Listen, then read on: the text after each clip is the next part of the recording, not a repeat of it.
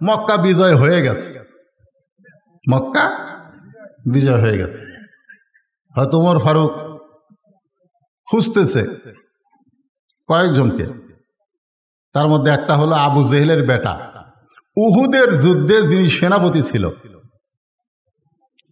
বদরের যুদ্ধে আবু জেহেল দুনিয়ার থেকে বিদায় নিল। আপনারা খেয়াল করেন, বদরের যুদ্ধে আবু জেহেল কি মারা গেছে। তো এই উহুদের যুদ্ধে আবু জেহেলের বেটা ইকরামা সেনাপতি, আর ওই যুদ্ধের নেতা হচ্ছে আবু সুফিয়ান। আর উহুদের যুদ্ধে নবীর চাচার কলিজা চাবায়া চাবায়া খাইছিল, তার নাম হলো হিন্দা। ধরেন তার নাম কি? হিন্দা। আপনাদের কাছে আমি একটা বিষয়ে একটু বলতে চাই, এটা না বললে আপনি সূরা নসরের তাফসীর ঠিক মতো বুঝতে পারবেন না। আচ্ছা, হিন্দা এটা কে? হ্যাঁ, তার আবু জেহেলের মেয়ে বলতে,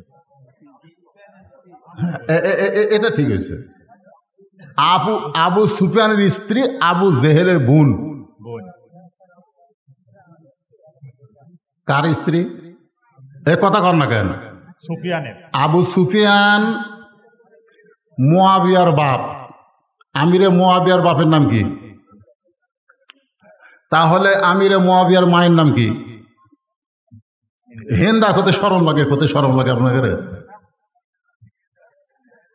আপনারা বলেন তো, যখন বাংলাদেশ স্বাধীন হয়েছিল ওই সময় যারা দুই চারজন তো আছেন আপনারা, আমাদের দেশ যখন স্বাধীন হয়েছিল 9 মাস কিন্তু যুদ্ধ হয়েছিল। এই যুদ্ধের সময় হিন্দুরা কিন্তু নম নম ভগবত অরাহত সাম্মা এইটা বলেনি। প্রত্যেকটা হিন্দুরা জিকির করছে লা ইলাহা ইল্লাল্লাহ, লা ইলাহা ইল্লাল্লাহ, লা ইলাহা ইল্লাল্লাহ। আপনারা বলেন তো এরা কি মুসলমান? আপনারা বলেন তো লা ইলাহা ইল্লাল্লাহ যে হিন্দুরা জিকির করছে, এটা কি আল্লাহর ভয়ে না মরার ভয়ে? কার ভয়ে? মরার ভয়। এই জন্য আল্লাহ রাসূল বলেন, ইকরার বিল লিসান তাসদিক বিল জানান আমল বিল আরকান। আমি হিন্দাকে নিয়ে এই কারণেই কথা বলতে চাই, হিন্দার চাইতো খারাপ মহিলা যিনি বাংলাদেশ থেকে পালায়া গেছে। আপনারা একটা খবর জানেন? আমার নামে নাম একজন বজলুল হুদা। নাম কি? বজলুল হুদা। তাকে ফাঁসির আসামি, তাকে ফাঁসিতে হত্যা করা হবে। কিন্তু এই জঘন্য মহিলা তাকে ফাঁসি না দিয়ে তার বুকের উপর পাড়া দিয়া যেরকম গরু জব করে সেরকম জবে করছে। হিন্দার চাইতো আমাদের সাবেক যিনি প্রধানমন্ত্রী 16টা বছর যিনি আমাদের উপরে শোষণ করেছেন, খারাপ। এই জন্য হিন্দার কথা একটা আপনাকে বললাম।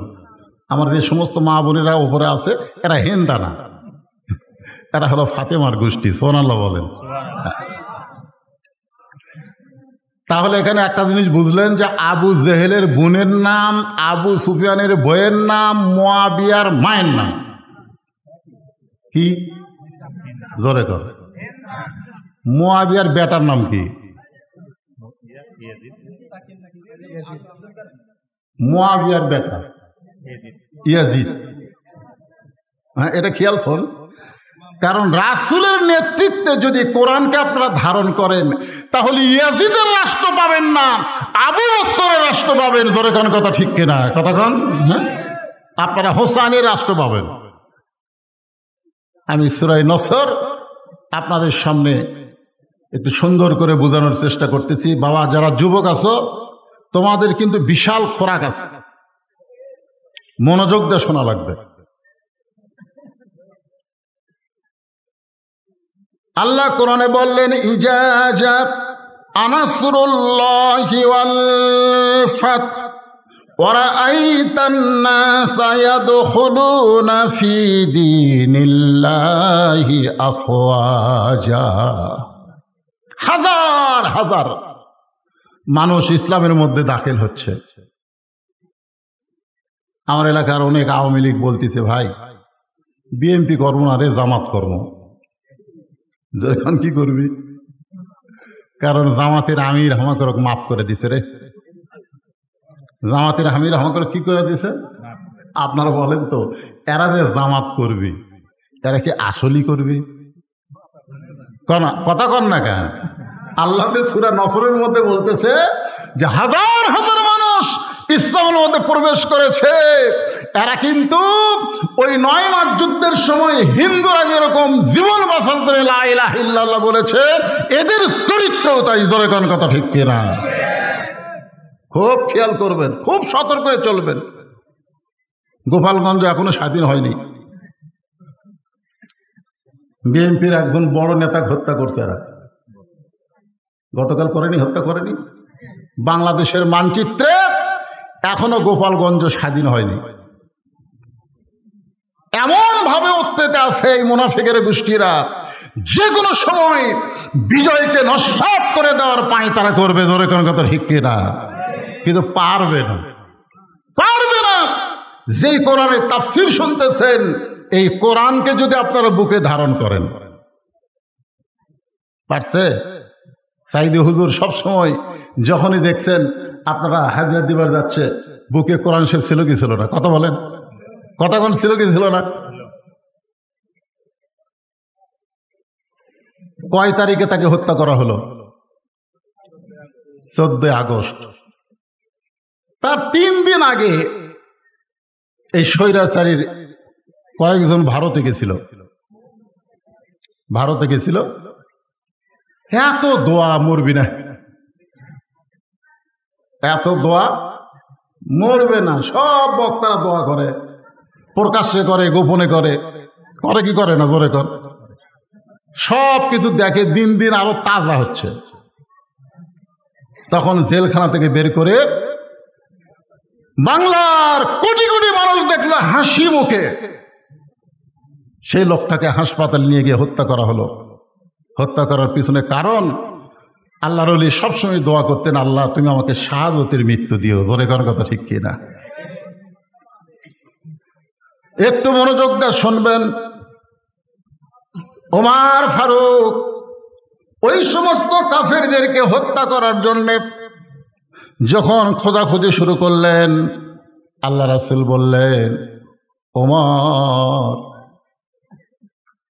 বিশাল একটা বিজয় আল্লাহ আমাদেরকে দান করেছে। এই বিশাল বিজয়ের কারণে আমি তাদেরকে ক্ষমা করে দিলাম। জোরে গান সুবহানাল্লাহ। তবে 9 জনকে রাসূল ক্ষমা করেনি। কয়জন? আমি বলবো। আল্লাহ রাসূল ক্ষমা করে দিলেন। আজকে আমাদের বাংলাদেশেও জামাত ইসলামের আমির ক্ষমা করেছে, তাই বলে পাইকারে হারে সবাইকে ক্ষমা করা হবে না। আল্লাহর ওলিকে জেলখানায় যিনি ইঞ্জেকশন করে হত্যা করেছে, ভালো মানুষগুলোকে অন্যায় করে যে সমস্ত বিচারক ফাঁসির মঞ্চে নিয়ে গেছে, তাদেরকে কোনদিন ক্ষমা করা হবে না। জোরেগান কথা রেখে না, সবাইকে ক্ষমা করার নজির ইসলামেও নাই। গড় দেওয়ার কথা ইসলামে আছে, আছে না নাই? জোরে কর, আছে না নাই? আমি আল্লাহ যখন আসমান ভালো করে দিছে, কিন্তু সময় আপনাদের সামনে আলোচনা করব। বিরক্ত হচ্ছেন? হ্যাঁ, একটু মনোযোগ দেবে। আল্লাহ রাসূল ক্ষমা করে দিলেন। আল্লাহ রাসূল বললেন, ওমর, এত বড় বিজয়, ফাসাব্বিহ বিহামদি রব্বিকা ওয়াস্তাগফির, বরং আমরা আল্লাহর তাসবিহ আদায় করব, আল্লাহর জিকির করব, আল্লাহর প্রতি বেশি বেশি ইস্তেগফার করব। সুবহানাল্লাহ। ইস্তেগফার মানে কি? ইস্তেগফার মানে ফিরে আসা। ফিরে আসা। আমাদের মধ্যে যেন কোনো অহংকার কোনো সময় না আসে যে আমরা বিজয় লাভ করেছি। সব সময় আমাদের বিশ্বাস করতে হবে আল্লাহ আমাদেরকে বিজয় দিয়েছে। জোরে কোন কথা ঠিক কিনা? হ্যাঁ, ফিরে আসবো না। সাহাবীরা 10,000 সাহাবী, বুঝতেছেন না? মনের আনন্দে নবী যে কি বলতেছে এইটাও আর খেয়াল করতেছেন। আনন্দ আনন্দ আনন্দের চোটে 450 থানা পুড়ে দিছে। জোরে কোন কথা ঠিক কিনা? আনন্দের চোটে একের বাড়ি ঘর লুট করছে, পুড়ে পুড়ে দিছে। এইগুলো মুসলমান? এগুলো মুসলমান করে? আপনারা বলেন, শত্রুর বাড়ি পুড়ে দেওয়া, থানা লুট করা, এগুলো মুসলমানের কাজ? 10,000 সাহাবীর কিছু অংশ শুনতেছে আর সাইডে খেলে আনন্দ, বিজয় হয়ে গেছে, মক্কা বিজয় হচ্ছে। একদিন গভীর রাত্রে নবী আবু বকরকে নিয়ে মক্কা থেকে মদিনায় হিজরত করেছে, সেই মক্কা আল্লাহ আমাদেরকে দান করেছে, লাফাও রে। আল্লাহর নবী চিন্তা করলেন এই সমস্ত আনন্দকারী সাহাবীদেরকে সাইজ করার জন্য একটা জায়গার মধ্যে ঢুকতে হবে, একটা জায়গার মধ্যে ঢুকতে হবে। সে জায়গার নাম হলো জান্নাতুল মাওয়া। খুব খেয়াল করবেন, সে জায়গার নাম কি? হজ করছেন হাজী সাহেবরা জানে, কাবা ঘর থেকে দক্ষিণে 1 কিলো গেলি এই জান্নাতুল মাওয়া, মক্কার সবচাইতে বড় গোরস্থান। আল্লাহ রাসূল জান্নাতুল মাওয়ার মধ্যে ঢুকলেন। এখন আপনারা বলেন, রাসূল যদি কোনো গোরস্থানের মধ্যে ঢোকে, সাহাবীরা কি করবে? কথা কয় না। আল্লাহ কোরআনে বলেন, আতিউল্লাহ ওয়া আতিউর রাসূল, আল্লাহর আনুগত্য করো, তোমাদের নবীকে অনুসরণ করো। নবী যখন বিজয়ের আনন্দ না করে গোরস্থানের মধ্যে ঢুকলেন, সাহাবীরা নবীকে অনুসরণ করলেন। নবী একটা কবরের পাশে গিয়া ছোট বাচ্চার মতন কান্না শুরু করে দিলেন। আমার মায়েরা যারা দোতলায় বসে শুনতেছেন, একটু মনোযোগ দিবেন। আল্লাহ কোরআনে বললেন, অকরনা ফি বুয়ুতিকুন্না ওয়ালা তাবাররাজনা তাবাররুজাল জাহিলিয়াতিল উলা। রে মেয়েরা, তোমরা ঘরের ভিতরে থাকো, তোমরা ঘরের বাইরে যাইও না। কোনো প্রয়োজনে যদি ঘরের বাইরে যাও, তাহলে হেজাব নিয়া, পর্দা নিয়া তোমরা বাইরে যাবে। ওই জাহিলি যুগের মেয়েদের মতন সাজগোজ করে বের হওয়ার কোনো পারমিশন মুমিনা নারীর জন্যে নাই। এই হুকুম কার? আরো জোরে বলেন, এই হুকুম হচ্ছে আমার আল্লাহর। অথচ বাংলাদেশে এমন কতগুলো বুদ্ধিজীবী আছে যারা বলতেছে 24 সালে আবার কিসের পর্দা, 24 সালে নাকি পর্দার দরকার নাই। আপনারা বলেন তো, এই পর্দাটা কোন সালে কি আল্লাহ মাফ করছে, না কিয়ামত পর্যন্ত মেয়েদের জন্য ফরজ করেছে? কথা বলেন না কেন? কারণ আপনারা যে 5 ওয়াক্ত নামাজ পড়েন, এই নামাজ কিন্তু 24 ঘন্টায় পড়া লাগবে না। আপনি 5 বার নামাজ পড়লে চলবে। আমার মায়েদের বলতেছে, আপনারা যে রমজান মাসে রোজা রাখেন, সারা বছর রোজা রাখা লাগবে না, 1 মাস রোজা রাখলেই চলবে। ও মায়েরা, আপনারা যে পর্দা করবেন, এই পরে না, 24 ঘন্টায় পর্দার ভিতরে থাকা লাগবে। হুকুম কার? নবী একটা কবরের পাশে গিয়া, জান্নাতুল মাওয়া কবরের পাশে গিয়া ছোট বাচ্চার মতন কান্না শুরু করে দিলেন।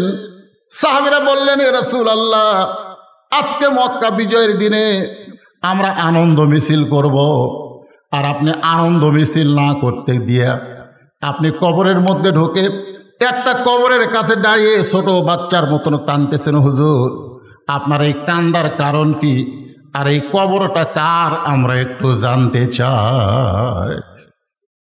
এত বড় বিজয়ে নবী আনন্দ মিছিল না করে কবরের পাশে গিয়ে দাঁড়ালেন। আমরা যারা বাংলাদেশে বিজয় পাইছি 24 সালের 5 আগস্ট, আমরা কি একটা বার কবরের কথা খেয়াল করছি? আমাদের নেতা, শ্রেষ্ঠ নেতা, তিনি বিজয়ের আনন্দ না করে সমস্ত সাহাবীদেরকে নিয়ে কবরের মধ্যে ঢুকলেন। একটা কবরের পাশে গিয়া ছোট বাচ্চার মতন কান্না শুরু করে দিলেন। সাহাবারা জিজ্ঞেস করলেন, হুজুর, এইটা কার কবর? কারণ যেই কবরের পাশে রাসূল কাঁদতেছে, ওই কবর যখন আল্লাহ রাসূল দিয়েছেন, তখন সাহাবীর সংখ্যা ছিল মাত্র 300 জন। ধরে কোন কয়জন? আজকে মক্কা বিজয়ের দিনে সাহাবী কত? 10,000। তাহলে 9,700 জন সাহাবী জানে না ওটা কার কবর। আল্লাহ রাসূল বললেন, যেই কবরের পাশে দাঁড়িয়ে কাঁদতেছি, এই কবরটা হলো তোমাদের মা খাদিজাতুল কুবরার কবর। সমস্ত সাহাবেরা বললেন, ইয়া রাসূলুল্লাহ, আমরা মা খাদিজা সম্পর্কে একটু জানতে চাই, আমরা মা খাদিজা সম্পর্কে জানতে চাই। কারণ 300 জন সাহাবী জানে মা খাদিজাকে, আর 9700 জন তারা তো আর জানে না। এ কারণে বললেন, হুজুর আমরা মা খাদিজা সম্পর্কে একটু জানতে চাই। আল্লাহ রাসূল বললেন, খাদিজা সম্পর্কে জানবে না খাদিজার জীবনের একটা আমল তোমরা শুনবে? খাদিজার সম্পর্কে জানবে না খাদিজার জীবনের একটা আমল তোমরা শুনবে? সমস্ত সাহাবীরা বললেন, হুজুর খাদিজার জীবনে এমন কি আমল ছিল যে আমলটা আমরাও শুনতে চাই। রাসূল বললেন, শুধু শুনলে হবে না, সে আমল তোমাদেরকে করতে হবে। সামিনা ওয়া তাআনা, এই কোরআন শুধু শুনলে হবে না, বাস্তবে কোরআনকে গ্রহণ করা লাগবে। কথা বলেন ঠিক কিনা? তো আজকে কি আপনারা খালি শুনবেন না আমল করবেন? এই কথা কন না কেন? এই যুবকেরা, কারা কারা এশার নামাজ পড়নি? বৃষ্টির মধ্যে যখন মসজিদে ঢুকলো, আমি তখন ভাইয়ের সাথে বললাম, ভাই মসজিদে সবাই ঢুকবে না, কারণ মসজিদে ঢুকবার গেলে কি লাগে? শরীর পাক থাকা লাগে। ধরে কারণ কি থাকা লাগে? 2 নম্বর কাপড় পাক। যারা পেশাব করে পানি টানি লাইনি, যারা এশার নামাজ পড়েনি, মসজিদের মধ্যে ঢুকবার গেলে আবার একটা দোয়াও পড়া লাগে, আল্লাহুম্মা আফতাহলি আবওয়াবা রাহমাতিক। তো মসজিদের মধ্যে সবাই ঢুকবে না, তো মসজিদের বাইরে হলে অনেকে ওয়াজ শুনবে। এখানে অনেক যুবক থাকতে পারো যারা হয়তো এশার নামাজ পড়েনি, এরকম আছে না নাই? কথা বলেন ভাই, আছে না নাই? যারা এশার নামাজ পড়নি যুবক, আমি তোমাদেরকে বলতেছি, বুড়াকালের কোন ইবাদত কিন্তু আল্লাহ নিবে না। আমার মতন বুড়া হয়ে 5 ওয়াক্ত নামাজ মসজিদের শেষ রাত পড়ে থাকবে, মনে করবে আল্লাহ মাফ করবে না।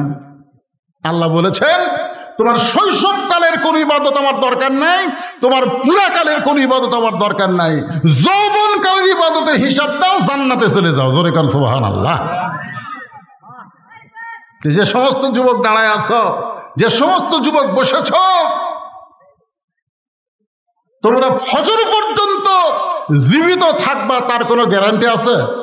জোরে বলেন, আছে? সাহাবীরা বললেন, ইয়া রাসূলুল্লাহ, মা খাদিজা জীবনে কি এমন আমল করতেন আমরা শুধু শুনবো না, আমরা সে আমলটা করবারও চাই। তো মা খাদিজা কি আমল করতে আপনারা খালি শুনবেন না করবেন? কথা কয় না। কারা কারা করবেন? 2 হাত তোলা, আল্লাহকে একটু দেখান তো দেখি। যারা এশার নামাজ পড়ো না হয় তারাও হাত তোলো, টান টান করে তোলো। লিল্লাহে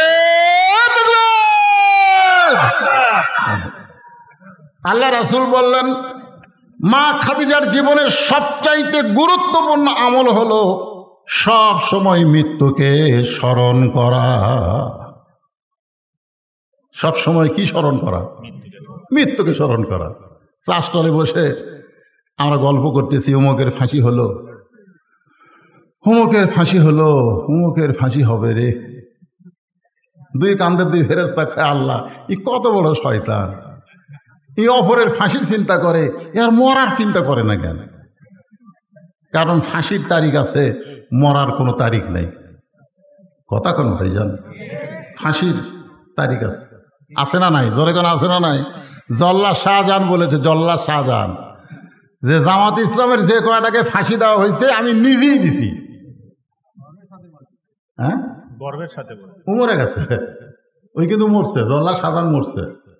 ও বলছে জামাত ইসলামের যে বড় বড় নেতাগুলো ফাঁসি দেওয়া হয়েছে আমি নিজেই দিছি। তো এক সাংবাদিক বলতেছে, অবস্থা কিরকম? বলে আমি ওই জায়গাতে আশ্চর্য, একজনকেও দেখিনি হাসির মঞ্চে সে কান্না করতে, বরং সবাইকে দেখেছি মুস্কি মুস্কি হাসি তাদের মুখে। কারণ তারা সাইদ হসে। ধরে কন কি হসে? কথা কন না কেন? সাইদ হসে। আল্লাহ বলেছেন, লা তামুতুন্না ইল্লা ওয়া আনতুম মুসলিমুন, তোমরা মুসলমান না হয়ে মরো না। যে কয়জনকে ফাঁসি দেওয়া হয়েছে তাদের হাসির কারণ হলো তারা মুসলমান হয়ে ফাঁসির রশি গলায় নিচে। জোরে কোন কথা ঠিক না? কারণ তারা বিশ্বাস করে ফাঁসির দড়ি গলায় নেওয়া মানেই দুনিয়া থেকে বিদায় নিব, আল্লাহ জান্নাতের 8টা দরজা খুলে দিবে। জোরে কোন কথা ঠিক? ফাঁসির আগে মানুষ তওবা পড়ে, নামাজ পড়ে, কোরআন তেলাওয়াত করে, কানতে কানতে কলমা পড়ে। রাসূল বলেছেন সারা জীবন যদি পাপ করে মৃত্যুর সময় লা ইলাহা ইল্লাল্লাহ এ কলেমা পড়ে যদি মারা যায়, শুধুমাত্র এই কলেমা পড়ার ওসিলায় আল্লাহ তাকে মাফ করে দেয়। আপনারা গ্যারান্টি দিয়ে বলেন তো যে যারা আমরা মারা যাবো তারা কলমা পড়ে মরবো, এরকম কয়জন আছে? গ্যারান্টি দেন তো, পারবেন? তাহলে আমাদের কলমার গ্যারান্টি নেই, আমরা ফাঁসির আসামি নিয়ে টেনশন করি কেন? আমাদের নিজের মৃত্যুকে নিয়ে খেয়াল করার দরকার আছে না নাই?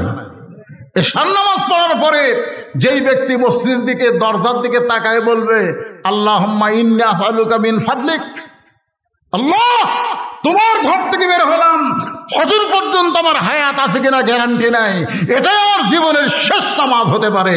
আল্লাহ বলে এটাই তোর জীবনের শেষ নামাজ যদি হয়, তোর জন্য জান্নাতও বলবৎ হয়ে গেছে। ধরে কোন সুবহানাল্লাহ। আল্লাহ রাসূল বললেন খাদিজার জীবনের সবচাইতে বড় আমল হলো, গুরুত্বপূর্ণ আমল হলো মৃত্যুকে স্মরণ করা। সব সময় মনে করতো এখনই মারা যাব, এখনই মারা যাব। যেই মাহফিল এসেছেন এখান থেকে বাড়ি যাওয়ার কোনো গ্যারান্টি, জোরে কান গ্যারান্টি নাই। গ্যারান্টি যদি না থাকে তাহলে খামাখা দুনিয়ার কোনো আইন না মেনে, দুনিয়ার কোনো নিয়ম না মেনে আমরা আল্লাহর কোরআনকে গ্রহণ করব। গ্যারান্টি যদি না থাকে, আজকে আমরা ওয়াদা করি আল্লাহ তোমার কোরআনকে আমরা গ্রহণ করব, কোরআনের আন্দোলন করব, কোরআনের দল করব। রাসূল বলেছেন মান সাল্লাল্লাহু তাআলা আশ-শাহাদাতা বিসিদকিন বাল্লাগাহুল্লাহু মানাজিলাশ শুহাদা ওয়া মাতা আলা ফিরাশিহি, রাওয়াহুল বুখারী কিতাবুল মাগাজি। ধরে কর সুবহানাল্লাহ। এ কোরআন বিজয়ের আন্দোলন যারা করবে, কোরআনের দল যারা করবে, কোরআনের শাসন যারা নিজের চোখে দেখার নিয়তে কাজ করবে, এই আন্দোলন করতে করতে ওই মাতা আলা ফিরাশিহি, সে যদি নিজের বিছনায় মৃত্যুবরণ করে, কোরআনের শাসন যদি তার চোখে দেখা নাও পড়ে, রাসূল বলতেছেন হাসরের ময়দানে আল্লাহ তাকে শহীদদের কাতারে দাঁড় করাইয়া দিবে। আপনারা বলেন তো শহীদের কাতারে কেউ যদি দাঁড়ায় তার কোনো হিসাব আছে? তাহলে এখন আমরা জীবনের গ্যারান্টি নেই, যে কোনো সময় মরবো, তো খামাখা অন্য দল না করে আমরা আল্লাহর কোরআনের দল করব। কারা কারা করবেন? 2 হাত তুলে একটা আমার আল্লাহকে দেখান তো ভাই। লিল্লাহে তাকবীর, আল কোরআনের আলো। রে পাগলা, এটা তো অ্যাঙ্গেল, এখন ডাইরেক্ট মারবা। আর কোনো টেনশন আছে নাকি? আছে। ওয়াসা কোম্পানি একটা ট্যাঙ্কি বানাচ্ছে, ট্যাঙ্কির গায়ে লেখা আছে 2 কোটি লিটার পানি আছে। ওই ট্যাঙ্কির পানি ঢাকার সব জায়গায় সাপ্লাই দেয়। এখন বাসার এই ভাই পানি পান করে, পানিতে উজু করে, পানিতে গোসল করে, কিন্তু ট্যাঙ্কির একদিন গভীর রাত্রে সাপ না খুলে ওই ট্যাঙ্কির মধ্যে 2টা মরা মোষ ঢুকে দিয়েছে। কটা? 2টা মরা মোষ ঢুকে দিয়েছে। এই 2টা মরা মোষ আস্তে আস্তে পচিয়া গলে ওই পানির মধ্যে মিশ্রণ হয়ে প্রত্যেকটা বাসায় পানি চলে আসতেছে। এখন বাসার লোকেরা ওই পানি গিলাসের মধ্যে নিয়ে দোয়া পড়তেছে, ওয়াসাকাহুম রাব্বুহুম শারাবান তাহুরা। ঘরে ঘরে কোরআনের আলো জ্বলাচ্ছে, ওয়াসাকাহুম রাব্বুহুম শারাবান তাহুরা। আপনার বলেন তো পানি পাক না না পাক? কেন? কেন? আসল জায়গা না পাক। তুমি যতই ঘরে ঘরে কোরআন তেলাওয়াত করো কাম হবে না। আসল জায়গায় আল্লাহর কোরআনকে নিয়ে যাওয়া লাগবে। ধরে কোন কথা হে, এই ট্যাঙ্কির নাম হলো সংসদ। ধরে কোন ট্যাঙ্কির নাম কি? একটু সাথে কবেন তো ভাইজান। হ্যাঁ, আল কোরআনের আলো। আপনার সবাই বলবেন সংসদে জালো, আল কোরআনের আলো। হলো না? এতগুলো মরদ মানুষ আরে আমার এলাকার 2 মেয়ে মানুষ ঝগড়া করলে 1/4 কিলো দুধ থেকে শোনা ভাই। হাই রে গলার পাওয়ার ভাই। আপনি বিশ্বাস করতেছেন না, একটা স্লোগানই আল্লাহ আপনাকে জান্নাত দিতে পারে, পারে কি পারে না? এই কোরআন সুপারিশ করবে। কোরআনকে আল্লাহ তাআলা দলিল হিসাবে ঘোষণা করেছে। সবাই বলবেন, বলবেন তো ইনশাআল্লাহ। আল কোরআনের আলো, কোরআন হাদিস যেখানে, দুনিয়ার মুসলমান লিল্লাহি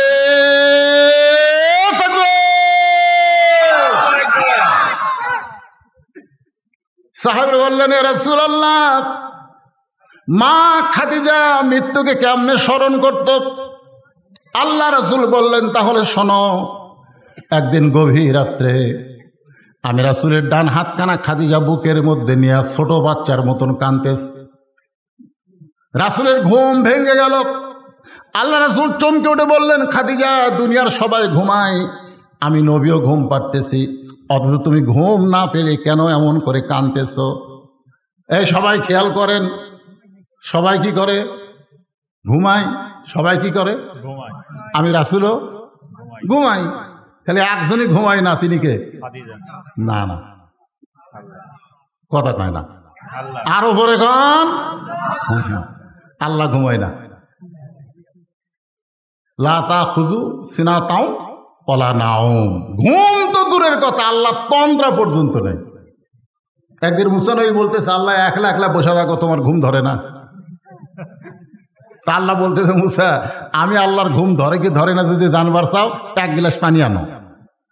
তো মুসা নবী এক গ্লাস পানি নিয়ে আসে, তুর পর্বতের কিনারায় দাঁড়ায় আছে। আল্লাহ বলে, ঘুম মুসাক ধর। এখন ঘুম আসে, মুসা নবী ধরছে, হাতের গিলাস পুড়ে ভেঙ্গে শেষ। কিছুক্ষণ পর আল্লাহ বলে, মুসা পানি দাও। মুসা বলতেছে, আল্লাহ আমার ঘুম আছে, তুমি জানো না? আল্লাহ কয়, মুসা, ঘুম থাকার জন্য এক গিলাস পানি তুমি রক্ষা করতে পারলা না, আমি আল্লাহর ঘুম থাকলে কুল কায়নাত কেমনে রক্ষা হবে? ধরে কোন সুবহানাল্লাহ। তাহলে কি বুঝলেন? রাসূল বলতেছে, দুনিয়ার সবাই ঘুমায়, আমি নবীও ঘুমাই, কিন্তু তুমি না ঘুমায় কেন কাঁদতেছ? খাদিজা বলে, ইয়া রাসূলুল্লাহ, আমার চোখটা যখন বন্ধ হয়, বন্ধ হওয়ার আগে আমি একটা দোয়া পড়ি, আপনারা সকলেই দোয়াটা পড়বেন। আল্লাহুম্মা বিইসমিকা, পড়েন, আল্লাহুম্মা বিইসমিকা আমুতু ওয়া আহইয়া। আমরা ঘুমায় যাই কিন্তু ঘুমাই না, আমরা মরে যাই। ধরে কোন কথা ঠিক কিনা? আমরা ঘুমানোর পর আল্লাহ যদি চেতন না করে, মনে করেন যে ঘুম আপনারা দিলেন এশার নামাজ না পড়ে যদি আপনি চেতন না পান, দুনিয়ার কোনো ডাক্তার চেতন করতে পারবে? তাহলে ঘুম দেওয়ার মালিককে, চেতন করার মালিককে? খাদিজা বলতেছে, রাসূলুল্লাহ, আল্লাহুম্মা বিইসমিকা আমুতু শব্দ যখন উচ্চারণ করেছি, এমন সময় দিকে অন্ধকার কবর আমার সামনে, যেই কবরে কোনো দরজা নাই, জানলা নাই। আপনি বলেছেন সর্বশেষে যেই মানুষটা কবরে যাবে, ওই মানুষকে 50,000 বছর কবরের ঘরে থাকা লাগবে। কত বছর? ওই অন্ধকার ঘরে কেমনে থাকবো? সঙ্গে সঙ্গে আল্লাহর নবী খাদিজার কপালে চুমা দিয়ে বলে, খাদিজা, ওই আল্লাহর শপথ করে বলতেছি, ঈমান গ্রহণ করার পরে আপনি আল্লাহর সঙ্গে যে সম্পর্ক গড়ে তুলেছেন, আল্লাহ আপনার কবরকে জান্নাত বানায়া দিবে। সুবহানাল্লাহ, জোরে কর। আপনারা বলেন তো, রাসূল কি বলেছেন? এরা খেয়াল করেননি। আল্লাহ রাসূল বলেছেন, ঈমান গ্রহণ করার পরে আপনি আল্লাহর সঙ্গে যে সম্পর্ক গড়ে তুলেছেন, তাহলে ঈমানের আগে আল্লাহর সাথে সম্পর্ক করা যায়? কথা কয় না, যাবে? ওই মেসি নেইমার যতই কোটি কোটি টাকা দান করুক, সওয়াব আছে? কথা কর না কেন? সওয়াব আছে কেন নাই? কারণ ঈমান নাই। এই জন্য আল্লাহ সূরা আসরে শপথ করার পর কি বলতেছে?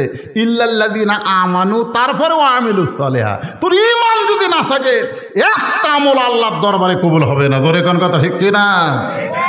16 বছর স্বৈর শাসকের কারণে আমাদের সকলের ঈমান দুর্বল হয়ে গেছিল। ধরে কথা কন না কেন ভাই? চারিদিকে তাকায় বক্তা বলতে ওয়াজ করে, বক্তাও তাকায়।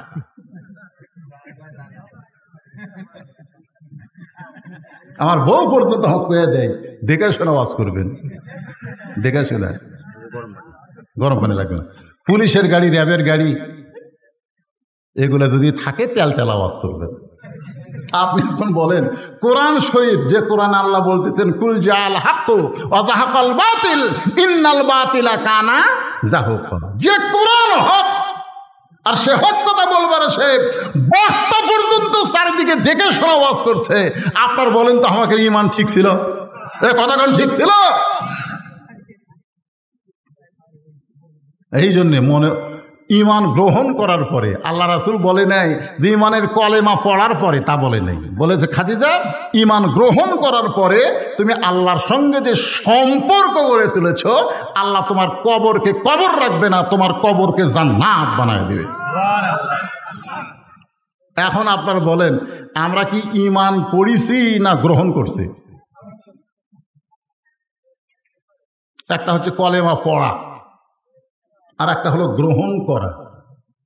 আমি যদি সারা রাত পড়ি সোর সোর সোর সোর সোর সোর সোর সোর সোর সোর সোর সোর সোর কমবি, আপনার এখন সোর কমবি, কারণ সোর সোর আমি পড়তেছি কিন্তু সোর আমি ধরতেছি না, চোর আমি ধরতেছি না।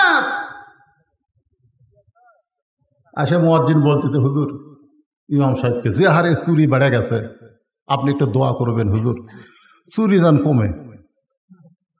ইমাম সাহেব বলতেছে ঠিক আছে, ঈশার নামাজ পড়ার পরে সবাই বসবেন। সবাই বসে গেছে। বলে একবার সূরা ফাতিহা পড়েন, 3 বার সূরা ইখলাস পড়েন, একবার দুরূদ শরীফ পড়েন।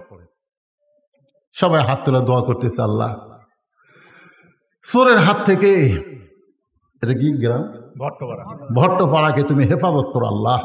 আল্লাহ যে হারে চুরি শুরু হয়ে গেছে আল্লাহ চোরের হাত থেকে হেফাজত করো। সাইড থেকে চোর বলতেছে আমিন, চোর বলতেছে আমিন, যে তোর দোয়া করে দে ঘুম পাড় আর আমি কম সাথে। আমরা 16 বছর খালি দোয়া দিয়ে কাম সারছি। কি করছি? তবে অ্যাঙ্গেলে দোয়া, ডাইরেক্ট না। বলছি আল্লাহ কোরআনের পাখিকে হেফাজত করো। আল্লাহ সাইদি হুজুরের নাম ধরবার পারিনি। জোরে কথা কন না কেন? কথা কন। এখন ইমাম সাহেব যদি বলে মুয়াজ্জিন ভট্টপাড়ায় চুরি শুরু হয়ে গেছে, প্রত্যেকটা মুসল্লি 2 হাতে একটা করে লাঠি কাটো, যে কয়টা রাস্তা গ্রামে আছে প্রত্যেকটা রাস্তার মাথায় 10 জন গোপনে লাঠি নিয়ে দাঁড়িয়ে থাকো। আপনারা বলেন তো চোর আমিন কবি? কথা কন না কেন? চোর আমিন কবি? আজকে আমাদের অবস্থাটা কি? ঈমান আমরা কলেমা পড়েছি না গ্রহণ করছি?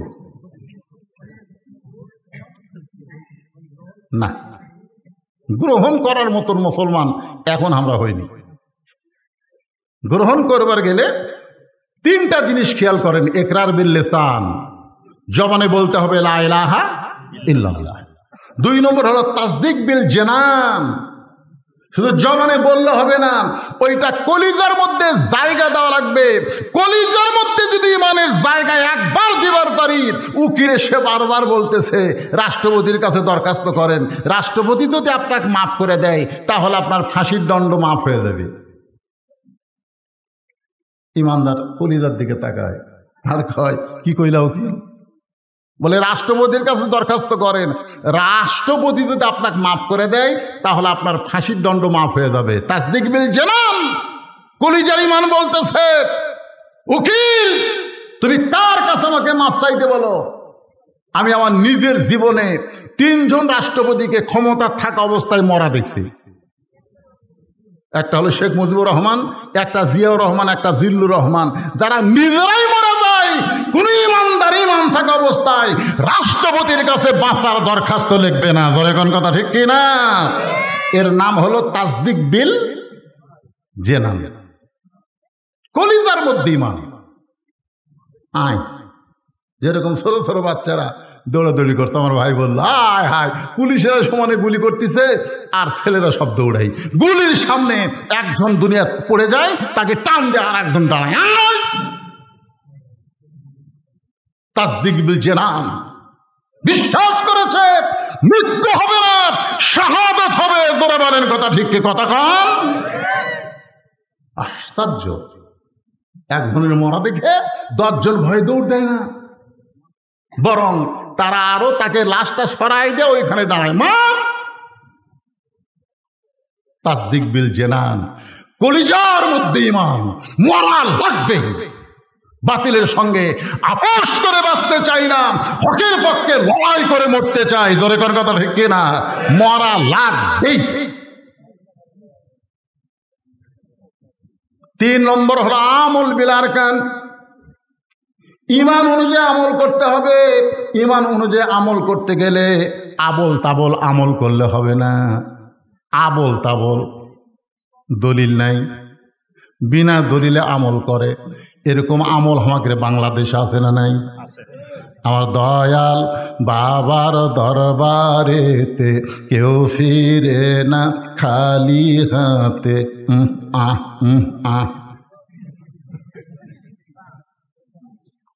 আল্লাহর ধন নবীরে দিয়া আল্লাহ গেছে গায়েব হইয়া, নবীর ধন খাজা নিয়া শুয়ে আছে আজমিরে, কেউ ফিরে না খালি হাতে খাজারে তোর দরবারে। সুবহানাল্লাহ কবেন না নাউযুবিল্লাহ কবেন? তাহলে আমল বিল আরকান, ঈমান যদি আমল করতে চাই তাহলে আল্লাহর কোরআন আর নবীর সুন্নাহর দরকার আছে না নাই? দরকার আছে না নাই? 1 নম্বর হলো আল্লাহর কোরআন। যেই কোরআনের তাফসীর শুনতেছেন, এই কোরআনকে ঈমানের মধ্যে ধারণ করা লাগবে। রাসূল বলে, খাদিজা, ঈমান গ্রহণ করার পরে আপনি আল্লাহকে এমনভাবে ধারণ করেছেন, এমনভাবে গ্রহণ করেছেন, আল্লাহ আপনার কবরকে কবর রাখবে না, আপনার কবরকে জান্নাত বানায়া দিবে। এখন আমরা সবাই কবরে যাব ভাই। কবরে গেলে 3টা প্রশ্ন হবে, জানেন কটা? আমি আমার এক ভাইস্তে ক্লাস 3 পড়ে, অকলাম করে কবরে গেলে 3টা প্রশ্ন হবে রে, উত্তর জানিস কি? খন চাচা মুখস্থ করছি তো। কি যখন বলবে মান রব্বুকা, তোর রবকে কম আল্লাহ, আমার নাবিউকা তোর নবীকে কম মোহাম্মদ রাসূলুল্লাহ, আমার দিন ওকে তোর দিন কি ইসলাম, তার জন্য আমার নামাজ পড়া লাগবে। এত বোকা আল্লাহ, প্রশ্ন কয়ে দিছে, উত্তরও কয়ে দিছে, তার জন্য বলে আমার নামাজ পড়া। কি মনে করতেছেন ভাইজান? কবরের মধ্যে যখন আমাকে আপনাকে নিয়ে যাওয়া হবে, প্রথম প্রশ্ন করবে মুনকির নাকির মান রব্বুকা, তোমার রবকে। সাথে সাথে নামাজ দাঁড়িয়ে যাবে, নামাজ দাঁড়িয়ে বলবে লোকটা কেবল ঘুমাইছে, এই মাত্র লোকটা ঘুমাইছে, দুনিয়ার থেকে বিদায় নিয়ে কবরের ঘরে ঘুমালো, তোরা কোত্থেকে এসে প্রশ্ন করিস? মুনকির নাকির কয় কি আরে প্রশ্ন করি, এই শুয়ে থাকা লোক। মুরগির নাকির কয় আমরা তো হিসাব জানি না ভাই। হিসাব জানিস না, মান রব্বুকে প্রশ্ন করিস কারা? তো মুনকির নাকির কয় আল্লাহ তোমার বান্দাকে আমরা মান রব্বুকে প্রশ্ন করি, নামাজ যে খেপা খেপছে, আমরা এখন কি করব? আল্লাহ কই যে নামাজ নিয়ে কবরে আইছে, মান রব্বুকার উত্তর তার হয়ে গেছে। ও বেনামাজি খালি মরিয়া দেখেন,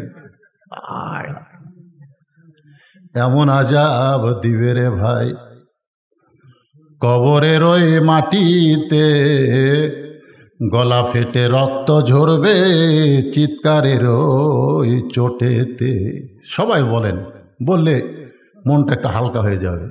ডানে কবর বামে কবর, ডানে কবর বামে কবর, নিচে কবর আছে যে, ওপর দিকে চাইয়া দেখো বাঁশের ছাউনি দিছে কে। এ কথা সবাই কি বলা লাগবে? সবাই বলেন। কিন্তু যেদিন ডাক পড়িবে, সবাই বলেন, কিন্তু যেদিন ডাক পড়িবে কবর মাঝে যাইতে, জোগাড় কিছু করছো বন্ধু তার মাঝে বিছাইতে। ভাইজান আপনারা বলেন তো, এই যে আপনারা বললেন কিন্তু যেদিন ডাক পড়বে, এই যেদিন কি বার? কথা কয় না রে। আচ্ছা, আপনারা কি আমার কথা বুঝতেছেন না? বুঝতেছেন? তাহলে বলেন তো, কিন্তু যেদিন, এই যেদিন কি বার?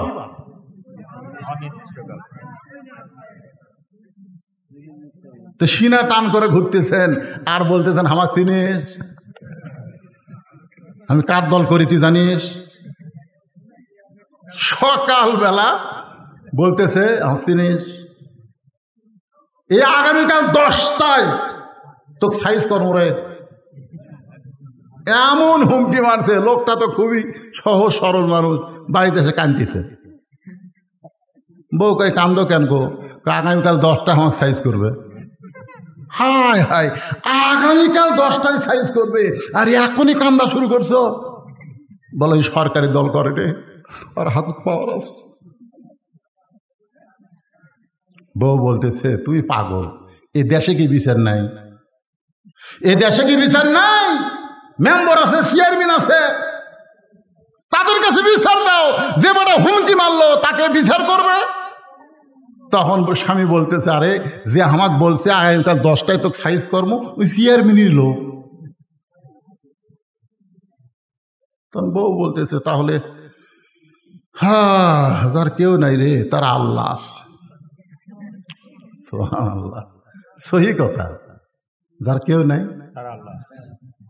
স্বামী ঈশার নামাজ পড়ে আল্লাহর কাছে বলতেছে আল্লাহ আগামীকাল 10টা হয় সাইজ করবি। আল্লাহ জামাত ইসলামের নিবন্ধন বাতিল করে দিল, বাংলাদেশের শিবির জামাত নিষেধ করে দিল, ঠিক কিনা বলেন? কার কাছে বিচার দেবেন? কোর্ট যায়, কোর্ট ওই শালীর কথাই চলে, জোরে কর কথা, ঠিক কিনা? ওর কথাই চলে, ওর কথাই কোর্ট চলে, সেই কোর্ট বিচার দিবে। আল্লাহ সকাল 10টা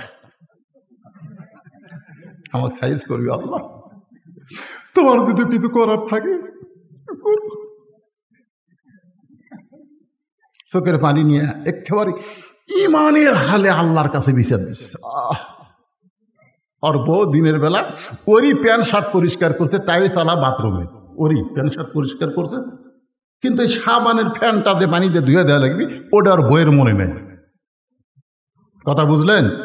ওই 9টার সময় আছে পেশাব করবে, পঞ্চের স্যান্ডেল তলা সমান। ওই বউ যে ফ্যানটা করে থাকছে, সাবানের ফ্যানটা, ওই ফ্যানটার উপর 2 পাও দিয়েছে ব্রেক ছাড়া। পড়ারও তো একটা ব্রেক আছে, ব্রেক দিয়ে পড়লে কিন্তু একবার 2 পাও সামনে গেছে, গাছ কাটলে যেরকম ও বাবারে মারে করছে। বউ আয়সা দেখে স্বামী কাঁধে আছে। আগামীকাল সকাল 10টায় সাইজ করবি, 9টার সময়। বউ টানা বার করে চিল্লাচিল্লি করে, টানা বার করে চোখে মুখে পানি দেয়, হুঁশ ফিরছে, খালি একটা কথা বলতেছে আমার মাজা নেই, আমার মাজা নেই। অ্যাম্বুলেন্স কল করছে, বগুড়া শহীদ যে মেডিকেল থেকে অ্যাম্বুলেন্স আসছে রাতে 11টার সময়। অ্যাম্বুলেন্স, ওরে বাবারে সররে মল্লরে, ওরে অ্যাম্বুলেন্সের একটা সাউন্ড আছে না নাই, ওরে বাবারে সররে মল্লরে, ওরে বাবারে সররে মল্লরে। এখন এই লোকটা চিন্তা করতেছে কে রে, আমার গ্রামতে অ্যাম্বুলেন্স ঢুকতেছে, কার কি হলো দেখি তো। বউ কয় না বাড়াও না, সকাল 10টার সাইজ করবি, বাড়ানোর দরকার নেই। স্বামী বলতেছে পাগল, সকাল 10টা রে আর রাত 11টা। আস্তে আস্তে আসা দেখে একেবারে তক্তা যেরকম লিয়া যায় ওই রকম করে রক ঢুকাচ্ছে। ওই জানলার কাছে গিয়ে বলতেছে ভাই সকাল 10টা বাজতে এখন অনেক বাকি আছে ভাই, 42 সাল এখন অনেক বাকি ভাই, তার আগেই তুই তক্তা কেড়ে, তুই তক্তা কেড়ে।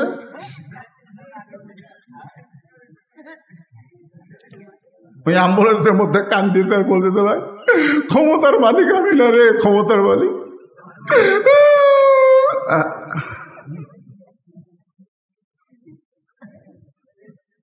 সবাই আমার সঙ্গে পড়েন, তো আইজ্জুমান তাশাফ ওয়াতুযিল্লু মান তাশা বিয়াদিকাল খায়র ওয়া হুয়া আলা কুল্লি শাইইন কাদির। সম্মান দেওয়ার মালিককে, এ জোরে বলা লাগবে, সম্মান দেওয়ার মালিককে, অপমান করার মালিককে, ভালো মন্দর মালিককে, সমস্ত ক্ষমতার মালিককে।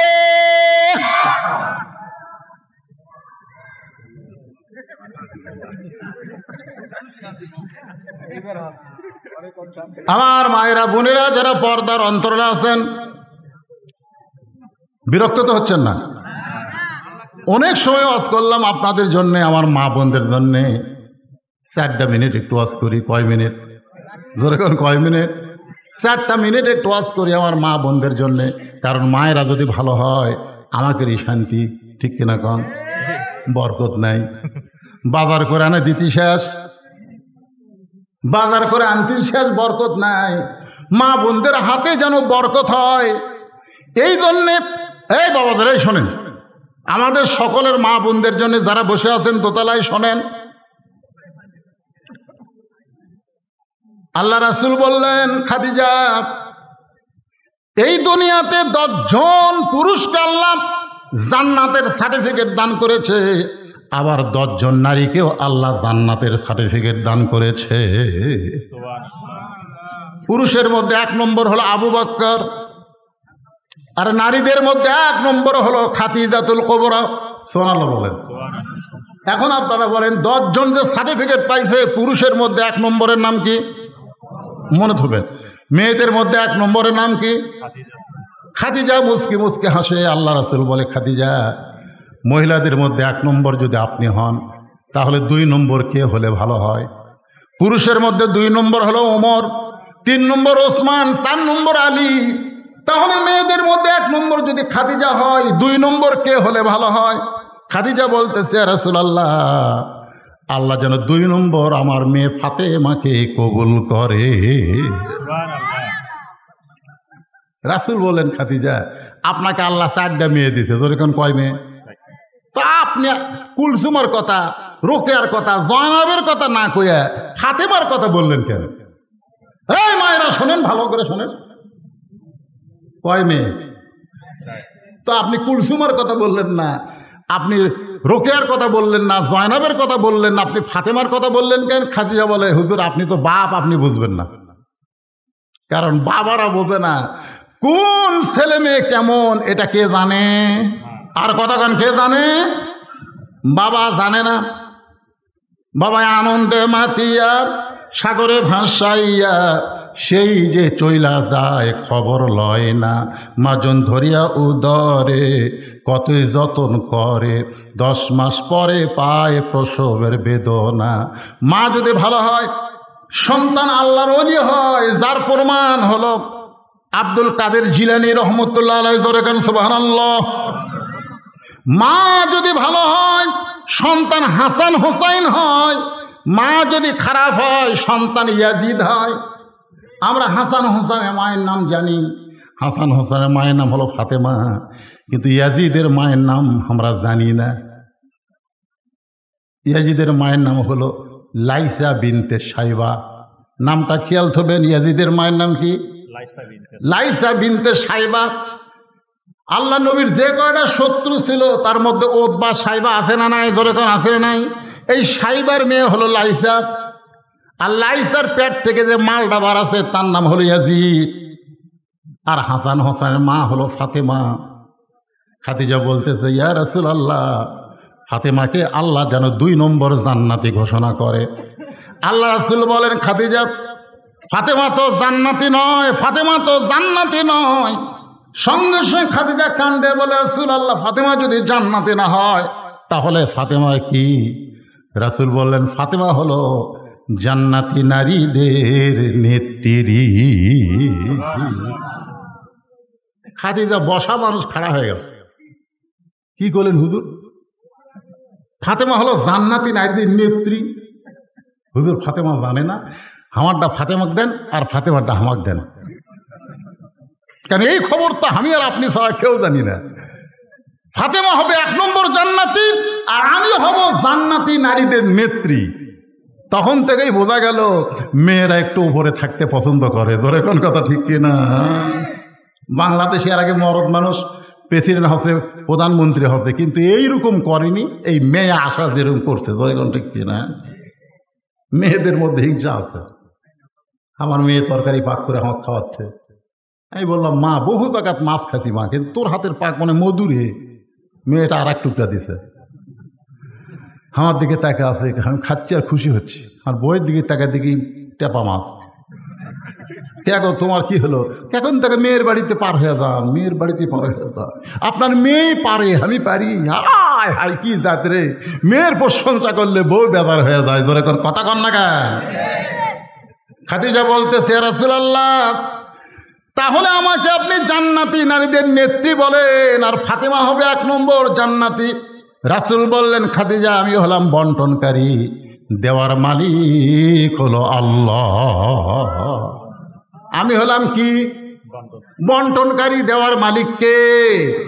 খাদিজা বললেন, ইয়া রাসূলুল্লাহ, কারণে আল্লাহ ফাতেমাকে জান্নাতি নারীদের নেত্রী করলো, সে আমলটা কি? আল্লাহ রাসূল বলেন, খাদিজা, আপনার মুখের চেহারা, আপনি কেমন, এটা দুনিয়ার কত মানুষ বলতে পারে। খাদিজা বলতে, তো হুজুর, আমার মুখের চেহারা আমি দেখতে কেমন, এটা দুনিয়ার হাজার হাজার মানুষ বলতে পারে। কারণ 40 বছর বয়সে আপনাকে যখন স্বামী হিসাবে গ্রহণ করলাম, ওই সময় মক্কার সবচাইতে ধনবতী রমণী ছিলাম। ব্যবসা বাণিজ্যের কারণে হাজার হাজার পুরুষের সঙ্গে আমার লেনদেন হয়েছে। তার আমার চোখের সাইজ, মুখের সাইজ, গায়ের রং বলতে পারে। রাসূল কান্দার বলে, খাদিজা, আপনার ফাতেমার চোখের সাইজ, মুখের সাইজ, গায়ের রং দুনিয়ার কত পুরুষ বলতে পারে। খাদিজা কান্দার বলে, ইয়া রাসূলুল্লাহ, আমার ফাতেমা পর্দানিশী। আমি মা হয়ে বলতেছি, ফাতেমা যখন দুনিয়াতে ভূমিষ্ঠ হলো, আমি খাদিজা পর্যন্ত তার ইজ্জত দেখতে পারি নাই। সুবহানাল্লাহ জোরে কর। উপর হয়ে আমার মেয়েটা দুনিয়াতে চলে আসলো। রাসূল বললেন, খাদিজা, আপনি জন্মসূত্রে ফাতেমাকে পর্দানিশী দেখেছেন। আমি বাবা হিসাবে, নবী হিসাবে বলতেছি, ফাতেমা শুধু পর্দার মধ্যেই বড় হবে না, পর্দার ভিতরে দুনিয়া থেকে বিদায় নেবে। গভীর রাত্রে ফাতেমাকে যখন কবর দেওয়া হলো, মায়েরা শোনেন, হযরত আলী চিৎকার করে বললেন, রে কবর! আমার হাসান হোসেনের মা পর্দানিশী বলে রাতের বেলা দুনিয়া থেকে বিদায় নিল, রাতের বেলা তাকে কবর দেওয়া হলো। আমার ফাতেমার প্রতি আল্লাহ তুমি খুশি হয়ে যাও। এই দোয়া করার সঙ্গে সঙ্গে হযরত আলী তাকায় দেখে সামনে কোনো কবর নাই। এই মাত্র যেই কবর দিতে সেই কবর নাই, কয়েকটা পুরাতন কবর দেখা যায়। আলী কান্দের বলে, একই ফাতেমার কবর দিলাম, সে নতুন কবরটা কোন জায়গায়? কে যেন ডাকতে বলে, আলী রে, ফাতেমা পর্দানিশী, আমি আল্লাহ তার কবরটাকেও কিয়ামত পর্যন্ত পর্দা করে দিয়েছি। আমার মা বোনদের জন্যে আমার 1 নম্বর ওয়াজ হলো, মা, আমল যদিও কমও হয় সমস্যা নাই, কিন্তু আল্লাহর আইন পর্দাটাকে আপনারা গ্রহণ করবে। আপনাদের চেহারা যেন কোনো পুরুষ মানুষ না দেখে। মায়েরা হয়তো বলবে, হুজুর, আমরা তো পর্দা থাকবারই চাই, কিন্তু এই মরদগুলোই থাকতে দেয় না। এই জন্য আল্লাহ রাসূল বলেছেন, আদ-দায়ুসু, শোনেন ভালো করে, আদ-দায়ুসু লা ইয়াদখুল, লা ইয়াদখুল, এটা হলো লাইন অফ জেন্টস, কখনোই না। দায়ুস কখনোই লা ইয়াদখুলুল জান্নাহ, দায়ুস কখনোই জান্নাতে প্রবেশ করবে না। সাহাবারা বললেন, হুজুর, দায়ুস কোন নারী? আল্লাহ রাসূল বলেন, দায়ুস কোনো নারী না, দায়ুস ওই সকল পুরুষ যাদের অধীনে নারীরা পর্দা করে না। তাহলে আপনার অধীনে যেগুলো আছে, ভাই কথা শোনেন, ওয়াজ শেষ, মেয়েকের ওয়াজ শেষ। আপনার অধীনে যেগুলো আছে এগুলোকে পর্দার মধ্যে রাখার দায়িত্ব সরকারের না আপনার? কথা হয় না, সরকারের। এটা কেউ উঠো রে, বসো বাবু, বসো। না, মুরব্বী লয় তো, মুরব্বী উঠলে বলে, মুরব্বী ভাইরাল হয়ে গেছে, মুরব্বী মুরব্বী লয় ছেলে। এখন সোনামণি, বাবা সোনামণি, সোনামণি। এই দেখেন, ঘড়ির দিকে 12টা বাজতেছে, আমিও আলোচনা শেষ করবো তো। আপনাদের বেশি বিরক্ত হচ্ছেন? কারণ মেয়েদের ওয়াজ আবার না করলে আমাদের তো ওয়াজ করলো না। এখন মেয়েদেরকে পর্দার মধ্যে রাখার দায়িত্ব কার? আপনার বউকে পর্দায় কে রাখবে? আপনি রাখবেন না আমি রাখবো? কথা কন না কেন? আপনাকে এলাকায় স্টার জলসা চলে? স্টার জলসা চলে? জি বাংলা চলে? কথা কয় না চলে? আমার মা বোনদের জন্য বলবো, মা, স্টার জলসা জি বাংলা যদি দেখেন, এই বন্ধুদের ওয়াজ শুনে এক পয়সাও লাভ হবে না। কারণ মান তাসাব্বাহা বিকওমিন ফাহুয়া মিনহুম, যাকে যে অনুসরণ করবে তার সাথেই তাকে যাওয়া লাগবে। স্টার জলসা জি বাংলা এটা কি মুসলমানের না হিন্দুর? স্টার জলসা জি বাংলা দেখবেন না। আর আপনারাও স্বামী হইয়া এইটা খুব খেয়াল করবেন। সবচাইতে বড় যুদ্ধ হবে ভারতের কোনো চ্যানেল বাংলাদেশে না চলা। যে ভারত আমাদের কয় নম্বর শত্রু? কেমনে বুঝলেন?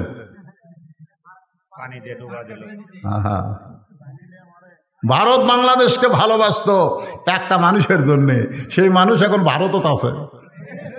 বাংলাদেশে একটা গানও বাড়াইছে, মোদির বউ নাই।